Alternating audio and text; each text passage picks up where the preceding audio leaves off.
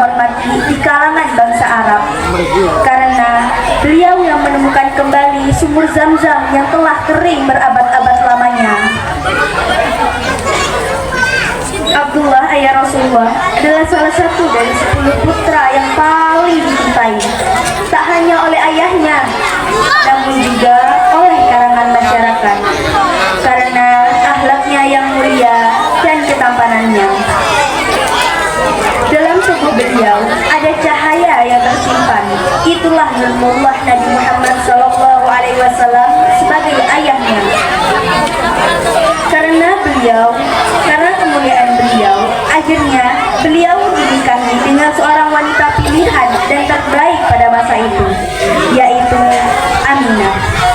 Aminah yang merupakan putri cantik rupa serta perangainya. Pernikahan Abdullah dan Aminah merupakan pernikahan yang agung dari dua keluarga bangsawan yang mulia di suku Quraisy.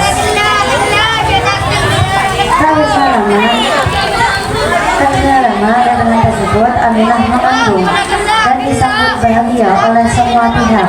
Namun kebahagiaan itu tak berlangsung lama ketika kehamilan Aminah berusia 2 bulan.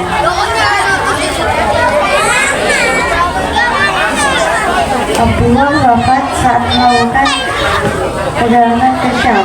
Beliau dimakamkan di Madinah. Kesedihan makin bertambah ketika Aminah ibunda Rasulullah juga wafat saat Nabi Muhammad berusia 6 tahun. Saat usia 8 tahun, kakek beliau yang sangat mencintai beliau pun wafat. Dan Nabi Muhammad diasuh oleh temannya yang bernama Abu Thalib. Sebagai seorang nabi dan utusan Allah, Nabi Muhammad menunjukkan banyak wujudnya. Di antaranya, 1. Saat Rasulullah berusia 4 tahun dan dalam kehidupan ibu sesungguhnya yang bernama Limatus Sya'diyah, terjadi suatu hal yang luar biasa dan menjadi salah satu tanda kenabian. Saat itu Rasulullah sedang bermain bersama anak-anak Limatus Sya'diyah yang lain yang juga sekayanya. Sedang bermain bersama anak-anak Limatus Sya'diyah, Rasul yang lalu datang dua malaikat dan menangkap Nabi Muhammad dan membawanya kembali pergi. Nabi Muhammad mengambil segumpal daging hitam dari dadanya dan mencukupnya dengan air zam-zam. Hal itu dimaksudkan untuk membuang hal-hal buruk dalam hati Nabi Muhammad agar dia terjaga dari keburukan dan tidak akan pernah tergoda oleh mereka. Saat Halimatus Sya'diyah, ibu susuan beliau sakit keras, tidak ada ahli pengobatan pada zaman itu yang mampu mengobatinya. Tiba-tiba datanglah Rasulullah yang saat itu masih balita. Beliau membuang semua jimat yang menempel di tubuh Halimah dan menyingkirkan semua patung berhala yang berada di sekitar tubuh Halimah. Hal itu membuat tabib yang berada di sana merasa marah. Tiba-tiba beliau menempelkan tangannya di dahi Halimah. Ajaibnya, Halimah langsung terjaga dan sembuh dari penyakit yang dideritanya. Itulah mukjizat Nabi Muhammad yang kedua.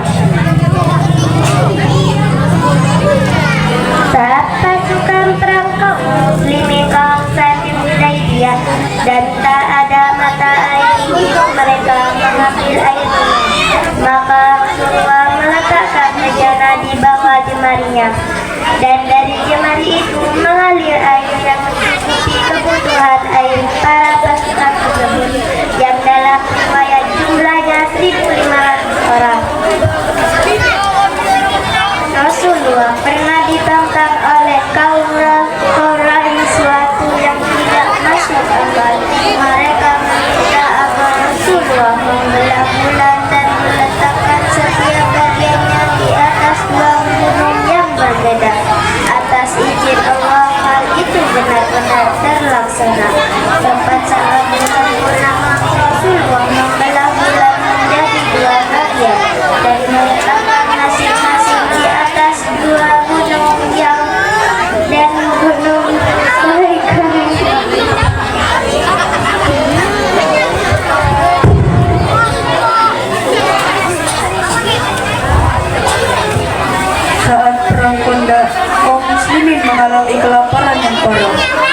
bahkan Rasulullah mengganjal perutnya dengan batu. Melihat hal itu, Jabir bin Abdullah merasa tidak tega. Lalu dia pulang ke rumahnya, kemudian menyembelih seekor kambing yang kurus dan meminta istrinya memasak. Istri Jabir pun memasak kambing tersebut dan secangkir gandum. Setelah hidangan masak, Jabir pun datang menemui Rasulullah dan mengundang beliau untuk makan. Rasulullah meminta agar makan tersebut tidak dibuka kecuali setelah Rasulullah datang. Betapa terkejutnya Jabir karena Rasulullah datang membawa seluruh pasukan yang ada di dalam perang Kondak yang jumlahnya mencapai 1.000 orang. Berkat kuasa Allah, mereka semua makan dengan kenyang tanpa membuat makanan tersebut berkurang. Itulah beberapa mukjizat Rasulullah, dan masih banyak lagi mukjizat Nabi Muhammad yang harus kita telah dan kita pelajari. Betapa Rasulullah mencintai kita para umatnya. Bahkan beliau pernah merasa rindu dan nangis saat merasakan kerinduan terhadap kita umat beliau. Di saat beliau duduk bersama para sahabatnya, beliau menangis. Lalu para sahabat bertanya, apa yang menyebabkan beliau bersedih? Lalu Rasulullah menjawab, aku rindu pada saudaraku. Lalu sahabat berkata, bukankah kami saudaramu ya Rasulullah? Nabi Muhammad menjawab, bukan. Kalian adalah sahabatku. Saudaraku adalah mereka yang beriman kepadaku, mencintaiku, padahal belum pernah bertemu denganku, belum pernah melihat wajahku. Kecintaan Nabi Muhammad pada kita umatnya juga dibuktikan dengan ketangguhan dan kesabaran Nabi Muhammad untuk tidak menggunakan doa mustajabnya di dunia, walau beliau disakiti dan menderita. Semua Nabi memiliki doa mustajab yang diijabah Allah. Namun Nabi Muhammad menyimpan doa mustajab itu tak beliau gunakan di dunia seberat apapun ujian yang beliau terima. Beliau ingin agar doa itu tersimpan kelak di akhirnya dan menjadi syafaat beliau untuk kita umatnya, agar terhindar dan selamat dari neraka. Siapakah yang berhak atas syafaat Nabi tersebut? Tentu mereka yang beriman pada Nabi Muhammad dan bersolawat dan hati yang sungguh-sungguh kepada Nabi Muhammad sallallahu alaihi wasallam. Karena dalam sebuah kisah tersebut, kelak di akhirat Nabi Muhammad berkat doanya akan mampu menjangkau semua umatnya dan menunggu mereka dalam barisan panjang masuk ke dalam surga. Namun ada orang-orang yang tertinggal, lalu mereka menyeru, wahai Rasulullah, kami umatmu, kami ikut majelis selawat saat di dunia. Rasulullah menoleh dan berkata, tidak, aku tak mengenalmu. Kau berselawat tidak dengan hatimu, kau tak mengenalku.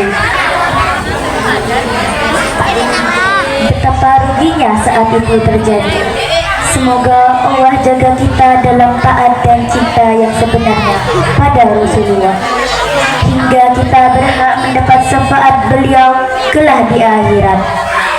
Karena tak ada yang mampu memberi syafaat di kala itu kecuali Nabi kita yang agung, yakni Nabi Muhammad sallallahu alaihi wasallam.